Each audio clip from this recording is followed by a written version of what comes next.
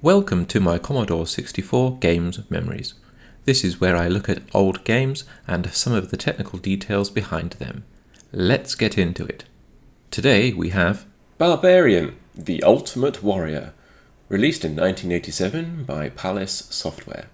The design is by Steve Brown, coder is Stanley Shembri, and the graphics by Gary Carr, and the musician is Richard Joseph. Here we are in C64 debug GUI at the end of the load and entering a title screen. We can immediately see here that we have a single buffered bitmap display. We can see that bitmap is highlighted there on the right hand side. We can see these little red boxes that occasionally appear in the display here, which indicate sprites are being drawn. The bitmap, the screen data doesn't change, and the screen data in the bitmap is actually used for color information. So we can instantly look at this and see how it's very different to International Karate Plus. International Karate Plus would use 2 sprite sheets and at least 1 character-based player to display, whereas this is using bitmap mode, where the primary rendering is actually rendering into the bitmap screen. And because the bitmap screen is not changing between banks or changing between address, then we can see that the bitmap screen is a single buffered bitmap screen rather than double buffered. Not really a surprise because bitmap mode takes up so much memory. There is a raster split here. You can see the background color is changing between the score panel and the main display around about there. There we go. If I move it up and down, you can see. And the green little gremlin monster thing is actually sprite based as well, dragging off the bitmap sprite, if you like, or bitmap software sprite, whatever you want to call it, rendered player character or the opponent. I can see occasionally when the player characters were jumping up and down there, or the swords were above head height, for example, there. When it goes into the upper portion of the screen, that it starts using sprites. The differently coloured character that has the clothes on, in other words, the cyan or light blue coloured clothes there, the clothes are actually an overlay sprite. Now they're purple.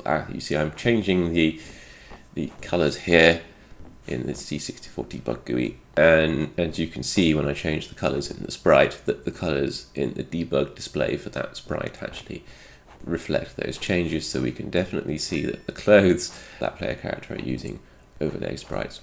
We can see a blood splat in sprite 0 there in the first sprite slot basically. So it's interesting to note that the animation data for the top portion of the screen, like the holding the sword high above the head, is actually composed of sprites. We can see the sprites remaining there even though they're not visible anymore. We can still see that the sprite definition's there for the little gremlin monster thing. The wipe effect, or the transition between the two different screens, I think a single load has 2 different screens for each load. We'll look at that in more detail later on in Vice 64. Not Vice 64, ICU C64, which does use Vice, but it's an add-on, right? It's interesting to note that there is no split there in the middle of the game display. Just having a look at the memory view here, I can see that there's an awful lot of reading and writing going on in this display area there. There's quite a lot of sporadic reading going on in the first, what looks like the first 16 kilobytes of the memory, and then in the middle here, say for example from in hex 4000 onwards to about 8000 in hex, there's a lot of reading and writing, which is not a surprise because that's where the graphics are. Anyway, let's open up ICU 64 and see what we can find in the debug view windows here for the graphics map. I'm going to open 2 because this is a bitmap game. I suspect there's going to be quite a lot of bitmap data flying around, but I'm also suspecting that there's going to be some sprites as well. So while I was looking at the game in C64 debug GUI, of course I was using the disk version. However, in ICU64, I'm going to be loading the tape version. Now, the tape version actually differs from the disk version in that it has a loading screen. The tape turbo loader is okay, I think. It's not incredibly fast. I'm warping it ahead here at 14 times speed. Here's the loading screen. It's a functional loading screen. It tells you what the name of the game is and who's published it and when. And that's about it. So we can start seeing here, look, that's very interesting. What looks like sprite data, but maybe not quite. There's some horizontal lines there in the sprite data. There's also sprite data in the second Vic bank as well. So there's quite a lot of animation frames there in the first bank. And then the second bank has obviously animation frames for the sprites which are going to be visible. We can see the individual clothes there. We can see the player character animation frames poking through as well, probably from the first bank. There's a head. I can see the head rotating around. Oh, that's interesting to note. There we go. So now that the game is loaded, we can actually see how the second bank graphics data is allocated. Most of it for the second half of that Vic bank there is allocated for the bitmap. We can see a whole bunch of green blobs there representing memory reads from this character. What looks like sprite data but isn't quite sprite data, because we know it gets copied into the bitmap, or it gets used in the bitmap drawer anyway. We can see here that there's that single buffered bitmap screen, and yes, definitely we can see. Aha, that was interesting. Aha, look. That looked like the composition off-screen buffer there. Look, there we go. There's the composition off-screen buffer for what's going to get drawn into the main game visible buffer. So it looks like we have an empty background, and then the player characters are drawn onto that empty background, or rather the empty background is copied into, perhaps, from the empty backup version there underneath, and then the sprites are drawn, the software sprites are drawn into that, and then finally that buffer is copied into the single buffered bitmap there. Copying into the single buffered bitmap from an off-screen copy, from an off-screen version is fine. You can chase the raster, you can take practically as long as you like doing that. Yeah, there's the little monster gremlin sprite. But yeah, you could, because you're using a single buffer and because you are incrementally updating effectively what's visible on the screen, then whatever tearing you're going to get, and there is some tearing to be honest, whatever tearing you're going to get is controlled because you're doing a constant time copy. The copy doesn't have any complexity to it. The complexity is with the software sprite draw into the off-screen bitmap data, which is not visible. So the constant time copy is not really going to be an aggravating factor or anything. You can control for that because the unknown time complexity, if you like, for rendering the characters is actually with the off-screen buffer, so that's fine. I like the little chuckle that we can hear from the little monster gremlin thing that walks around. So there we have it. A nice, quick and simple analysis on how this game significantly and substantially differs from IK+. You know, when I first had this game, I thought, obviously incorrectly now, that the player characters, you know, they weren't huge. So they could have used a couple of sprite sheets, or they could have just used some, you know, multiplexed sprites. We can see there that the head bounces around and it's just a sprite-based head. There's this area which is probably the area which encompasses the left and right pillars, right? The software sprites get rendered into there, but there's no clearing of that data going on. Also, when I'm looking at the graphics map, it's not quite bitmap data. You can see it's offset. There's also these horizontal lines, every 8 pixels by the looks of it, which actually aren't visible in the game bitmap, so there's probably some extra data there for, I don't know, characters or color data. I expect there's color data there or something like that, which helps with the eventual copy into the final bitmap, or maybe it helps with the plotting or something like that to keep the memory adjacent. It's probably a good reason, to be honest. So bitmap mode on the multicolor bitmap mode on the Commodore 64 has that background color, and then 3 other multicolors that you can choose, and the multicolors are chosen from a combination of the low and high nibble from the character screen, and then the nibble from the color data from the color RAM screen. So yes, if you like these kind of technical deep dive videos, then please do consider liking or subscribing to this channel, or sending me a super thanks. They are all always very much appreciated. I just want to understand what this game is doing with its screen wipe that we can see there. So to do that, I need to understand what happens when that memory in the bitmap is being updated. So I need to carefully choose a row that I know is not being updated by the animation for the characters, but is going to occur in the middle of those clouds, the tops of the trees, for example. So let's calculate a suitable memory address for that. 8 characters down by 40 characters across, 2560 times 8, of course, because 8 bytes per character cell.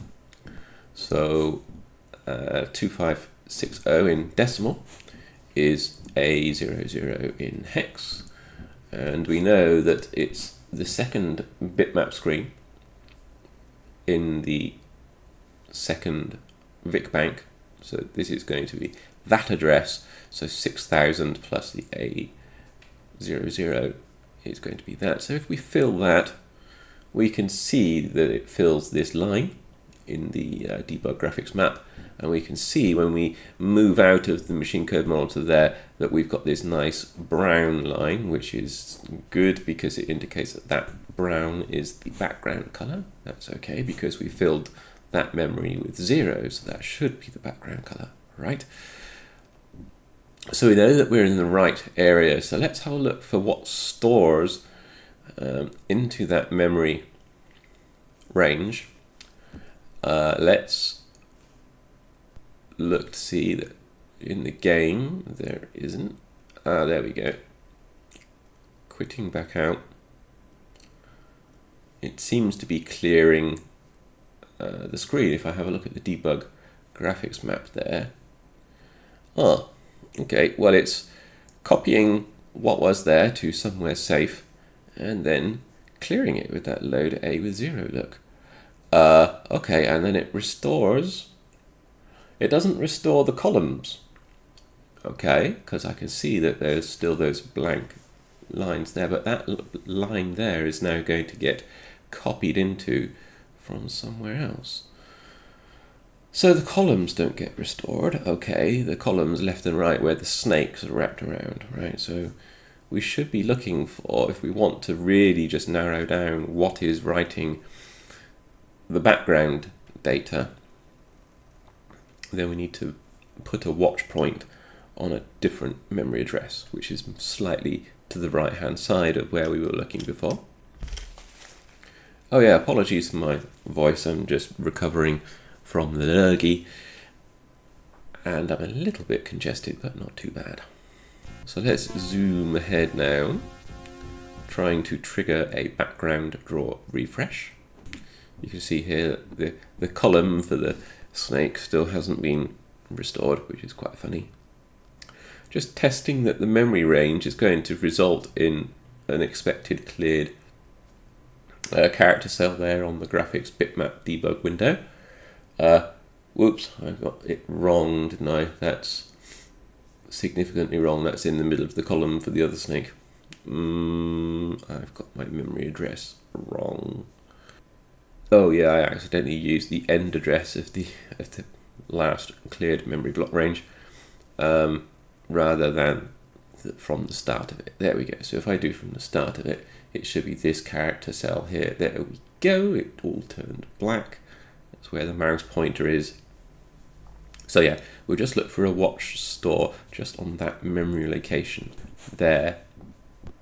We'll let the game go and cycle around in its demo mode, and then we'll see what happens.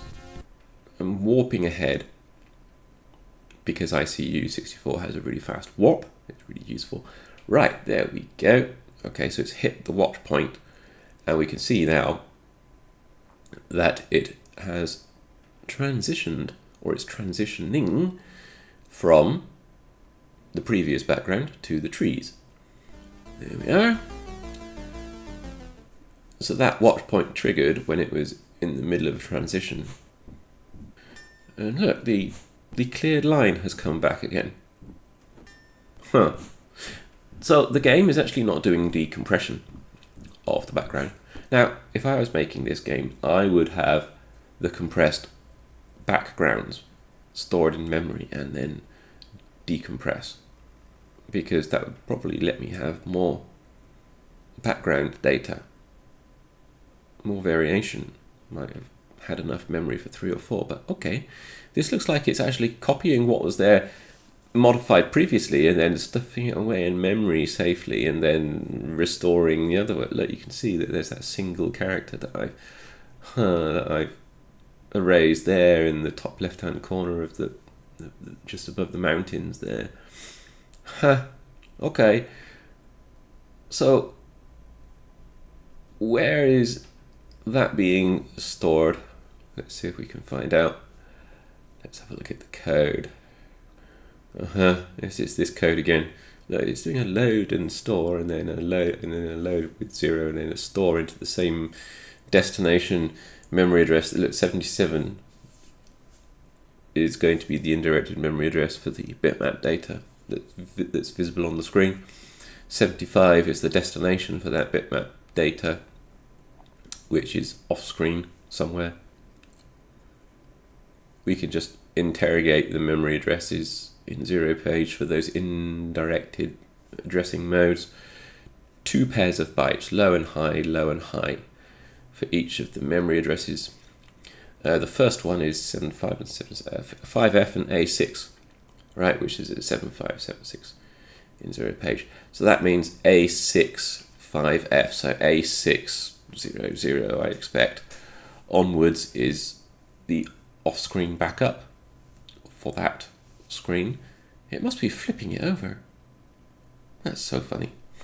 Okay, so the wipe effect and the transition effect, which is a wipe, I guess, is actually forming part of the swap over copy.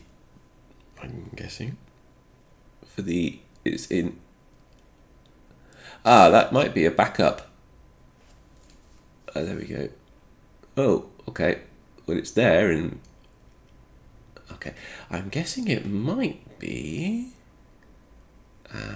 copying into there. Right, so if we let the game warp ahead, we'll see when there is a transition between the two. We'll watch this memory area here and see what happens. Look, that looks like rocks and mountains currently, doesn't it? And now when rocks and mountains are being displayed, look, that looks like, fragmented trees and clouds.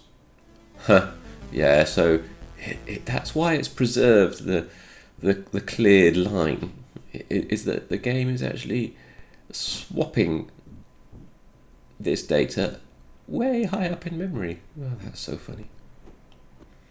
So, yeah, there's no decompression of data going on. There's just simple memory swapping going on. It's a little bit faster, but not very efficient in terms of memory. But yeah, that's a surprise. I would have thought that it would have been doing decompression. But there we go. So, that's another interesting thing for this game to note, is that this game is pretty much heavily using bitmap mode, which is a nice surprise. Bitmap mode is often not used significantly like this for a large proportion of its animation data. The snakes for the left and the right columns there, we can see that the snake animation frames are actually there in the bottom, so we can see that the snakes are animating in the bitmap there. Look, there we go. Yeah, the snake head data is actually in the bottom part of that graphics bank there in the bitmap and debug view there, just underneath the textual character set. So a good thing to do to really understand a routine when it's running like this is to continue poking around in its memory to find out, beyond reasonable doubt, what the sequence of operations are. So I'm thinking, let's erase this part of the off-screen bitmap data and see what effect that has on the game when it is running. So I'm just guessing now that it's going to be, B000. There we go. That's a good guess, right? It cleared a good few characters in the off-screen bitmap data there. There we go. And we can see immediately that it has started removing some of the rocks in the background data. Okay, so let's clear a larger portion of the off-screen bitmap data. Yet we can see that more rocks are being removed from the game. So it looks like the game is actually doing a huge, great big forced copy of the entire buffer once it's done the compositing of the software sprites. Now, software sprites is a term that we would use back in the day when we knew that sprites were not being rendered by dedicated sprite hardware, but were being updated usually by the CPU. So software sprites in this case means sprite data or sprite looking objects which are updated by the CPU into graphics memory, into characters, or into bitmap data. The game transitioned between the two backgrounds again, so the trees have come back. Now I need to re-clear that off-screen backup data, which is right about there. Let's clear a few more characters just for completeness sake. This off-screen backup data is obviously not aligned with how the bitmaps are usually aligned in memory. That's why they're not completely within the screen area. So if we clear that, we can see now that we have a nice clear delineation between where the software sprites are in the game and where the hardware sprites are being used to update into the upper portion of the game screen there, because that's where the sprites overlay onto the trees and stuff like that. Whereas this large brown area behind the player characters is where the software sprite region is mostly, or is exclusively updating into. So if I fill the single buffer bitmap data, and it's just this, whoops, a daisy, that cleared a little bit too much, I feel. I think there was some very needed data there somewhere hanging around at the end of bitmap memory. Let's change the start address and let's narrow the end address a little bit. Okay, good. All right, so you see I cleared it and then it did the screen transition. But basically it's cleared the columns, or most of the columns. Let's broaden the range a little bit more. There we are. Now we can see for sure where the software sprite region is because I cleared away the rest of the single buffer screen data that's visible, and now it's just restoring it from that off-screen data backup. So I'm clearing the off-screen bitmap data backup now, and also the visible bitmap screen data. So there's those two areas of memory that are cleared now. So going back to the game now from the machine code monitor, now that those pieces of memory are cleared, we should just see the sprites, the software sprites and the hardware sprites for the player characters. We should just see those cleanly now on the game display when they animate. So exiting the monitor, there we go.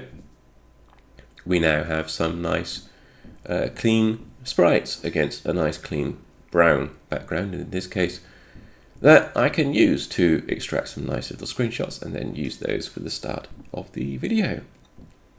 So thank you very much for watching these crazy Commodore 64 retro games video technical deep dives. If you like these kind of videos, then please do consider liking or subscribing to my channel, and if you really like it, then a super thanks is very much appreciated. Thank you very much for watching. Take care, have a great day wherever you are.